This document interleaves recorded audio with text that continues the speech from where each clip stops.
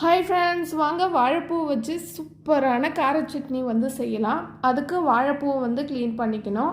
இப்போ அடுப்பில் வானல் போட்டு எண்ணெய் ஊற்றிட்டு வெங்காயம் காரத்துக்கு தகுந்த மாதிரி பட்டை மிளகா சேர்த்துட்டு நல்லா வதக்கிக்கலாம். கலர் சேஞ்ச் ஆகிற அளவுக்கு வதக்கணுன்னே நம்ம சுத்தம் பண்ணி வச்சுருக்க வாழைப்பூவை இதில் சேர்த்துக்கலாம்.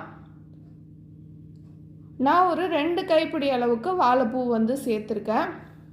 இப்போ நல்லா வதங்கி சுருங்கி வந்திருக்கு பாருங்கள். இந்த ஸ்டேஜில் இதை ஆற வச்சுக்கலாம். இப்போ ஒரு மிக்ஸி ஜாரில் நம்ம வதக்கினதை சேர்த்துட்டு புளிப்புக்கு தகுந்த மாதிரி புளி, தேவையான அளவு உப்பு, கொஞ்சமாக தண்ணி சேர்த்து நல்லா நேவாக அரைச்சி எடுத்துக்கலாம். இப்போ சூப்பரான வாழைப்பூ கார சட்னி ரெடி ஆயிடுச்சு. இது தோசை கூட, இட்லி கூட, இல்லை சாதத்துக்கு சைடிஷ்ஷாக கூட வச்சு சாப்பிட்லாம். டேஸ்ட்டு சூப்பராக இருக்கும். கண்டிப்பாக ட்ரை பண்ணி பாருங்கள். ட்ரை பண்ணி பார்த்துட்டு எப்படி இருக்குன்னு கமெண்ட் பாக்ஸில் கமெண்ட் பண்ணுங்கள். Thank you. Bye friends.